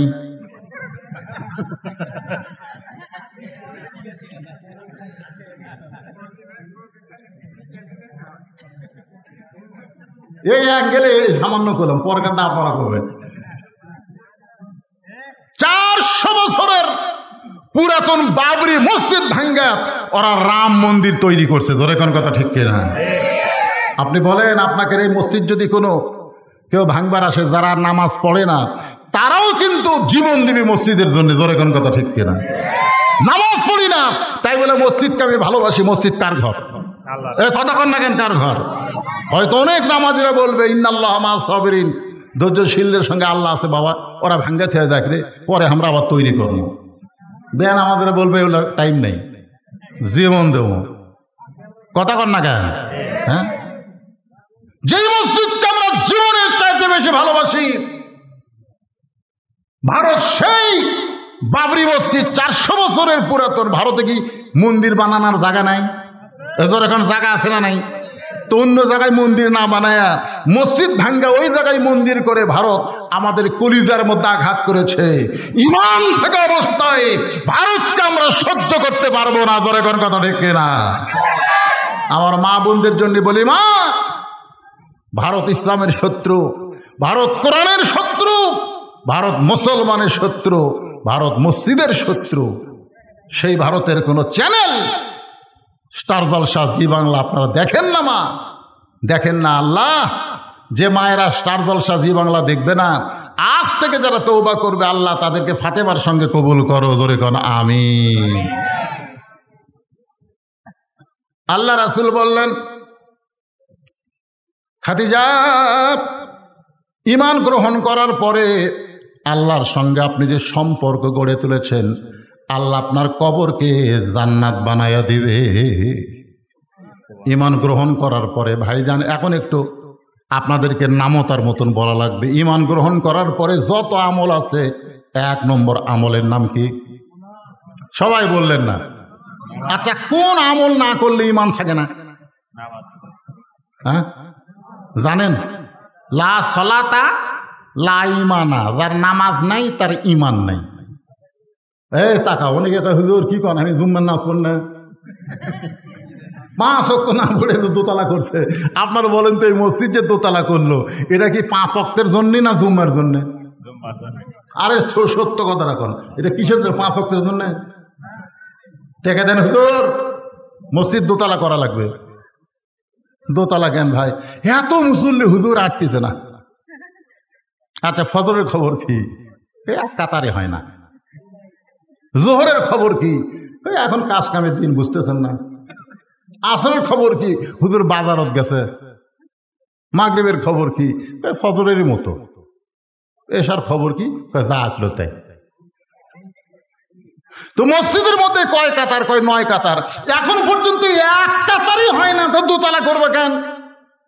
তখন সাইড থেকে একজন মুসল্লি মুচকে মুচকে হাসতেছে আর বলতেছে, ওই শালারা যারা জুমার দিনে সবার শেষে আগে যায়, ওরকে জন্য দোতলা করা লাগবে হুজুর, ওরকে জন্য দোতলা করা লাগবে। আপনারা বলেন, যারা শুধু জুমার নামাজ পড়ে, এদেরকে আল্লাহ ঠাট্টা করবেন, ঠাট্টা করে হাসরের দিন বলবে, এই জুম্মা বাটি তোরা কারা রে? আমি আল্লাহ রহমান রহিম তোদেরকে জান্নাত দিয়ে দিলাম, যা। সমস্ত জুম্মালারা জান্নাতের দিকে মারবি দৌড়। ওরা তো আর বুঝবার পারতেছে না আল্লাহ ঠাট্টা করতেছে। যায় দেখে বিশাল একটা তালা।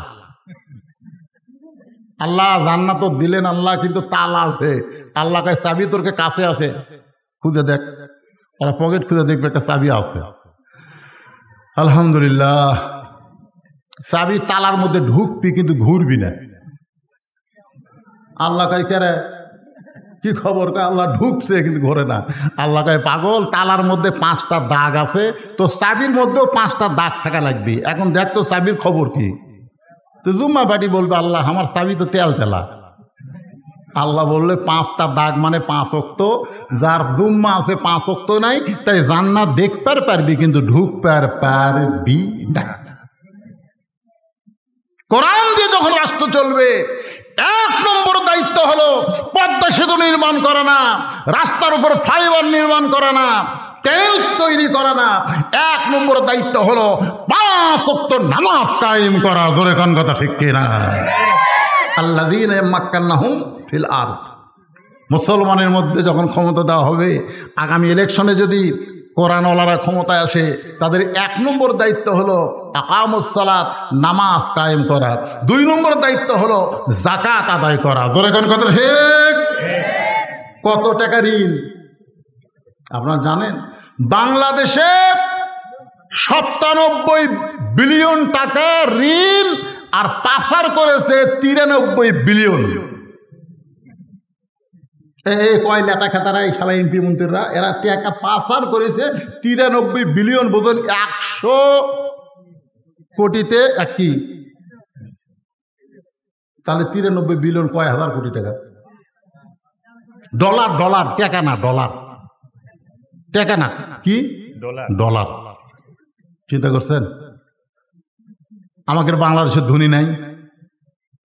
নামাজ কায়েমের সাথে সাথে তার অন্তর সবসময় মৃত্যুকে স্মরণ করে টাকার যাকাত শতকরা 2.5 টাকা যদি দেওয়া শুরু করে, 19 যন্ত্র দিয়ে খুঁজলেও বাংলাদেশে কোনো গরিব পাওয়া যাবে না। ধরে কোন কথা ঠিক কিনা?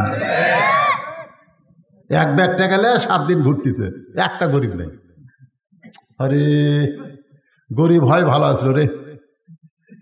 আপনার কি মনে করছেন যাকাত তখন দেওয়া লাগবে? আপনার বাড়ির গরিব আসবে না, আপনাকেই গরিবের বাড়ির যাওয়া লাগবে। গরিবই নাই, 7 দিন ঘুরে গরিব নাই। মনে করতেছে গরিব যখন নাই, দেখি মরুভূমির দিকে যাই। মরুভূমির মধ্যে যায়, দেখে এক লোক বস্তা মাথার দিয়ে ঘুম পাড়তেছে।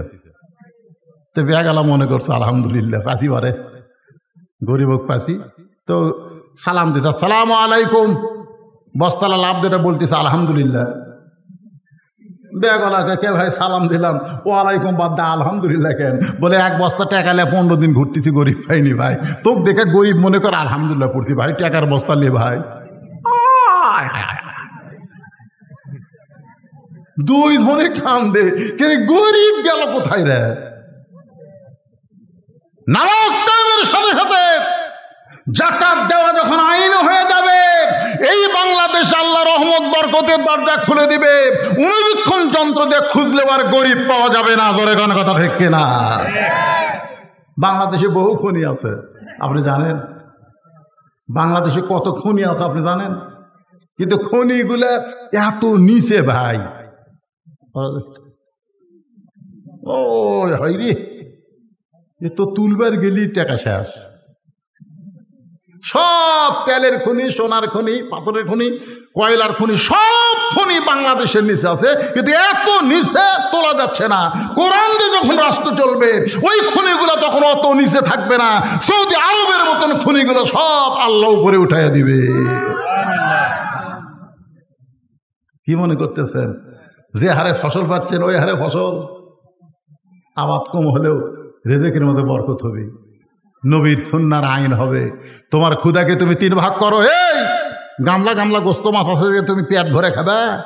তোমার ক্ষুধাকে 3 ভাগ করো। এক ভাগ খাও, এক ভাগ পানি পান করো, এক ভাগ আল্লাহর জন্য ফাঁকা করো। তোমার দেহ হবে সৈনিকের মতন, সোলজারের মতন। পেট কোনোদিন উঁচা হবি না, বুক উঁচা হবি, অন্যায় দেখলে ধরবি। ধরে কোনো কথা ঠিক কি না? তো এমন খাওয়া আছে ভাই, টুটি পর্যন্ত খাওয়া কয় মিষ্টি খাওয়া শূন্য রে। ওরে বাবা রে, আরো খাবি রে। চোর দেখলে আবার না দেওয়া চোরের পাও ধরে, কারণ যে বেশি ভুড়িয়ালা মানুষ উনি 10 মাসে পোয়াতের মতো উনি দৌড়াবার পারবি। আর একবার আমার সঙ্গে পড়েন, ইজাজা আনাসরুল্লাহি ওয়াল ফাত ওয়া রাআইতান নাস ইয়াদখুলুনা ফি দীনিল্লাহি আফওয়াজা ফাসাব্বিহ বিহামদি রাব্বিকা ওয়াস্তাগফির ইন্নাহু কানা তাওয়াবা। আজকের আলোচনা এই সূরাকে সামনে নিয়ে আমি এতক্ষণ ধরে করলাম। আল্লাহ পাক আমাদের সকলকে কবুল করুক। সকলে বলে আল্লাহুম্মা আমিন। বৃষ্টি হচ্ছিল, আল্লাহ তুমি বৃষ্টি বন্ধ করে দিছো। আমি এক সময় আল্লাহকে এশার নামাজের সময় বললাম অন্তত 12টা পর্যন্ত আল্লাহ তুমি বৃষ্টি দিও না। তো 12টা পার হয়ে গেছে, আল্লাহ তাও বৃষ্টি আমাদেরকে আর দেয়নি। আমরা দীর্ঘ সময় আলোচনা করলাম, কোনো আদায় নাই। আমরা এখানে তাবারকও রেডি আছে ইনশাল্লাহ। আপনাদের শুনে আসা লাগবে না, হয়ে যাবে ইনশাল্লাহ। আবার তাবারকেরও ব্যবস্থা করছেন, এমনি কোনো আদায় নাই, দানবিহীন। আবার তাবারকের ব্যবস্থা করছে।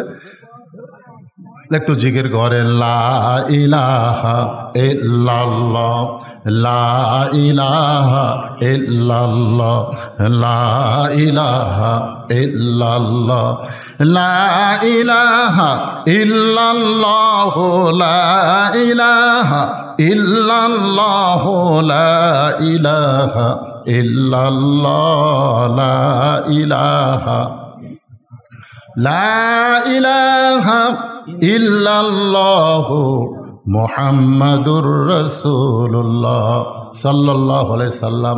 যে হাদিসটা আমি আপনাদের সামনে বলতেছিলাম একটু খেয়াল করেন। আর দায়ুস লা ইয়াদখুলুল জান্নাত, দায়ুস কোনোদিন জান্নাতে প্রবেশ করবে না। তাবারক হয়ে গেছে, খালি নিয়ে আসতেছে, বিরক্ত হয়ে নাই, ওঠা বসা করেন না। দায়ুস কোনোদিন জান্নাতে প্রবেশ করবে, এ কথা কন না কেন? এই দায়ুস কারা? দায়ুস হল ওই সকল পুরুষ যাদের অধীনে নারীরা পর্দা করে না। এখন আমাদের মা বোনেরা পর্দা করলে আমাদের কি লাভ? এ লাভের উপরে একটা ওয়াজ আমি আপনাদেরকে শোনাই। আমাদের মা বোনেরা যদি পর্দা করে, আপনারা বলেন তো, মা বোনদের বিরুদ্ধে কোনো কথা বলবো না, কারণ দুনিয়াতে যত নবী এসেছেন সমস্ত নবীদের মা আছে না নাই? এতক্ষণ আছে না নাই? শুধুমাত্র বাবা আদম আলাইহিস সালামের মা নাই, বাবাও নাই, কিন্তু ঈসা নবীর বাবা না থাকলেও মা আছে। আমাদের মায়ের পেট থেকে আল্লাহর ওলি দুনিয়াতে চলে আইছে। আল্লাহর ওলিরা, নবীরা সব মায়ের পেট থেকে হয়েছে। সেই মাগুলো যদি ভালো থাকে, ভালো রাখার 1 নম্বর আইন হলো পর্দা। এই পর্দার ব্যবস্থা আপনারা করবেন। পর্দাকে বোঝানোর জন্য বলতেছি ভাই, আজকে যদি আপনাদের এলাকায় কেউ মাইকিং করে, শোনেন, কেউ মাইকিং করে যে আজকে একটা ছাগল তোমাদেরকে প্রদর্শনী হবে, তোমরা অমুক ফিল্ডে চলে আসো। আপনাদের এলাকায় সবচেয়ে বড় ফিল্ডের এলাকার নাম কি, যেখানে বড় ফিল্ড আছে? হ্যাঁ, হরিতলার ফিল্ডে তোমরা চলে আসো, একটা ছাগল প্রদর্শনী করা হবে। আপনারা বলেন তো, মানুষ কি ছাগল দেখার জন্য হরিতলা যাবে? যেখানে যাবে, কেন যাবে না? কারণ রাস্তাঘাটে যেখানে সেখানে ছাগল পেঁয়া পেঁয়া করতেছে। ছাগল দেখার জন্য অত দূর যাওয়ার দরকার নাই। এই জন্যে কেউ ওই মাইকিং শুনে হাসবে ঠিকই, কেউ যাবে না। আর যদি মাইকিং করে, হরিতলা ফিল্ডে একটা হরিণীকে দেখানো হবে, একটা হরিণী দেখানো হবে, হরিণ। আপনার বলেন তো, মানুষ যাবে কি যাবে না? কেন যাবে? কারণ হরিণ জঙ্গলে থাকে, পর্দার মধ্যে থাকে। আজকে মা বোনেরা যদি পর্দার মধ্যে থাকে, ছেলেদের আকর্ষণ বেশি হবে, মহারণা নগদ দিবে, বাকি মহারণায় বিবাহ করবে না। আমি যখন সৌদি আরব থেকে তায়েফে যাচ্ছিলাম, তায়েফে যাওয়ার সময় যে গাড়ির ড্রাইভার, চেহারাটা এত সুন্দর, খালি টকটকা লাল। আমার সঙ্গে হাফেজ আব্দুর রশিদ ছিল। এক সময় কথা প্রসঙ্গে তাকে জিজ্ঞাসা করা হলো, ভাই এই যে আপনি মক্কা থেকে তায়েফে যাচ্ছেন, 200 রিয়াল ভাড়া নেবেন? আপনি এই যে ড্রাইভারি কতদিন হলে করতেছেন? ওই লোকটা বলল, হুজুর আমি আসলে ড্রাইভার না, আমি মক্কার একজন আমিরের ছেলে, আমি মক্কার একটা আমিরের ছেলে। আমির মানে কোটিপতি, ধনী মানুষের ছেলে। হাফিজ সাহেব জিজ্ঞাসা করলো, তাহলে আপনি ড্রাইভারি করতেছেন কেন? ছেলেটা বলল, আমি বিয়া করার জন্য বাবার কাছে গেলাম, যে বাবা আমার বয়স হয়েছে, বিয়া করতে চাই। আমার বাবা কইল মহরণার টাকা জোগাড় করো। বাপের টাকা দেয়া বইয়ের মহরণা দিলে হবে না, অন্তত মহরণা দেওয়া কোরআনে আল্লাহ ফরজ করেছেন, এই মহরণার টাকা তুমি জোগাড় করো। হুজুর 2 বছর হলে ড্রাইভারি করতেছি, যে টাকা কামাই করি সেই টাকা জমা করতেছি, আর 1 বছর ড্রাইভারি করলে আমার মহরণার টাকা জোগাড় হবে, আমার বাবার হাতে দিব, তারপরে বাবা আমাকে বিয়া করাবে। আমি আশ্চর্য হয়ে গেলাম। সৌদি আরবের একজন যুবক বিবাহ করতে গেলে সর্বপ্রথম যেই জিনিসটা খেয়াল করে তার নাম হলো মোহরানা। ধরে কান, তার নাম কি? আর আমাদের বাংলাদেশের ছেলেরা, বাপ অটো ভ্যান চলায় আর ছেলে রাস্তায় 30,000 টাকার মোবাইল নিয়ে ঘোরাফেরা করে। বাপ অটো ভ্যান চালায় আর ছেলে 30,000 টাকার মোবাইল নিয়ে, 4G মোবাইল 5G মোবাইল নিয়ে ঘোরাফেরা করে।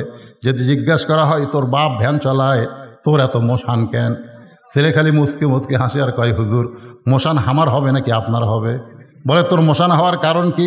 বলে গত বছর এক মেয়ের বাপ আমার দাম 1.5 লাখ কষে, 1 বছর ধৈর্য ধারণ করার কারণে এই বছর আর এক মেয়ের বাপ আমার দাম 2 লাখ বলতেছে।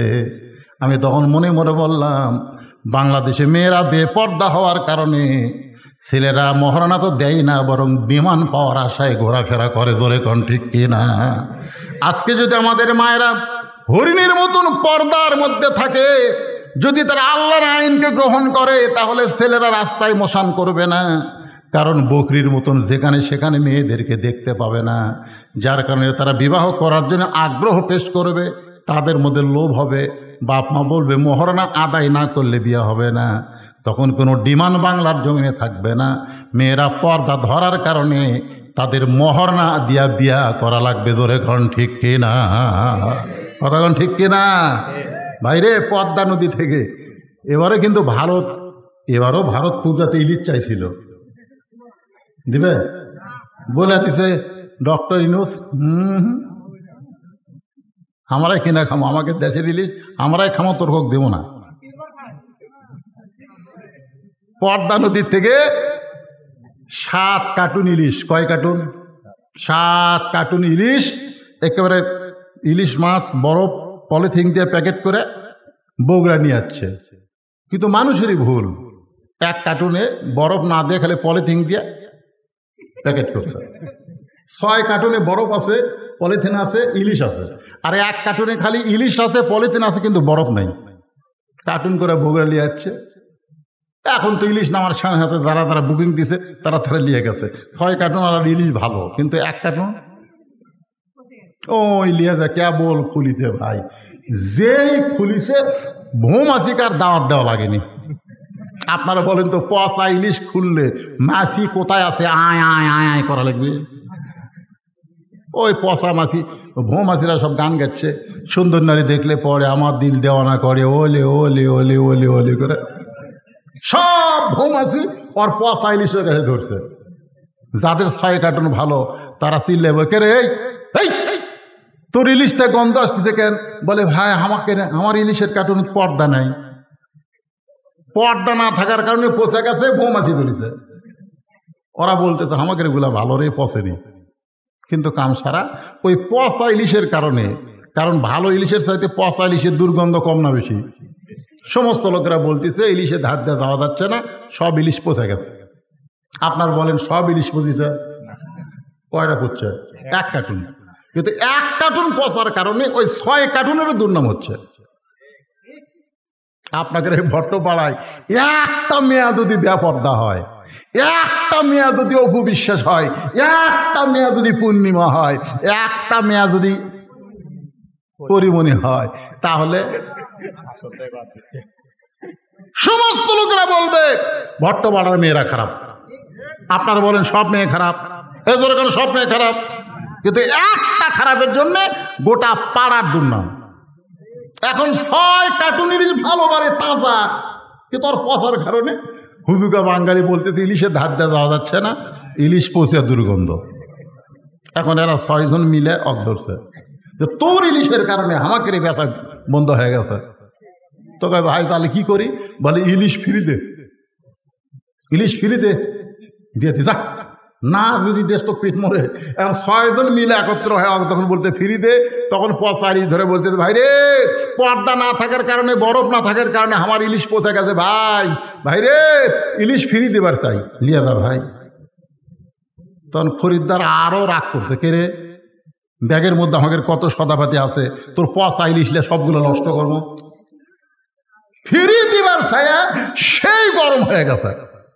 তখন বলতে দেখে ভাই তোকে কথা মতো ফ্রি দিবার চাইলাম, এরা তো সেই গরম। তখন বলতেছে এখন এক কাম কর, তুই বল ইলিশ ফ্রি, আদেশের তেলও ফ্রি, ইলিশও ফ্রি, আদেশের তেলও ফ্রি। এখন পচা ইলিশ হলা বলতেছে ভাই পর্দা না থাকার কারণে আমি মানে ইলিশকে ফ্রি দিলাম, আদেশের তেলও ফ্রি দিচ্ছি। তখন খরিদ্দাররা 3 দল হয়ে গেছে।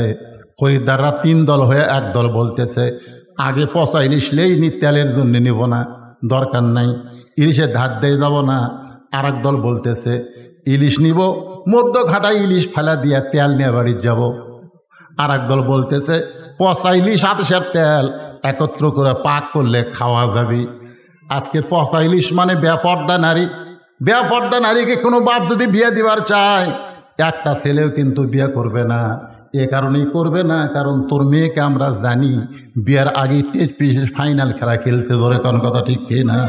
তোর মেয়েকে আমরা চিনি তো বিয়ের আগে টেস্ট ফাইনাল খেলা সব খেলিছে। ওই বেপর্দা মেয়েকে আমরা বিয়ে করব না। তখন মেয়ের বাপ বাধ্য হয়ে বলে আমি R15 একটা মোটর সাইকেল দিব। তখন মোটর সাইকেলের লোভে ছেলেরা 3 দল হয়ে যায়। ধরে কোন কয় দল?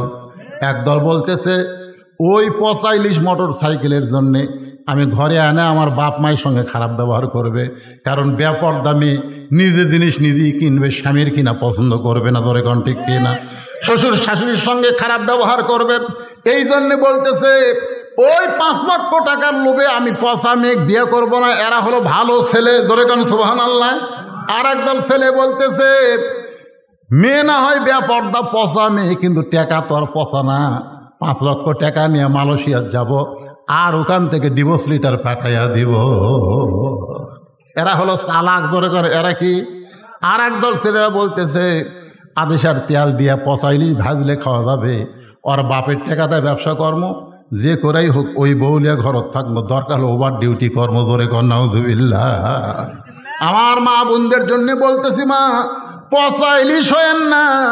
আমার বাবাদেরকে বলতেছি আপনাদের মেয়েদেরকে পচা ইলিশ বানাবেন না, বরং পর্দার মধ্যে রাখবেন। পর্দার মধ্যে রাখলে আপনার মেয়েটা ফাতেমা হবে, আপনার মেয়েটা রাবিয়া বসরি হবে, আপনার মেয়েটা উম্মুল খায়ের ফাতেমা হবে। পেট থেকে সন্তান আব্দুল কাদেরের মতন আল্লাহ দুনিয়াতে পাঠাইয়া দিবে। আমরা সবাই রাজি আছি? আমাদের মা, আমাদের বিবি, আমাদের মেয়ে বিয়ে দেওয়ার আগ পর্যন্ত আমরা পর্দার শিক্ষা দিব। আমার মায়েরা যারা পর্দার অন্তরে বসবাস শুনছেন, আপনারাও পর্দার ভিতরে থাকবেন। আল্লাহ পাক আমাদের সকলকে কবুল করুক। সকলে বলে আল্লাহুম্মা আমিন।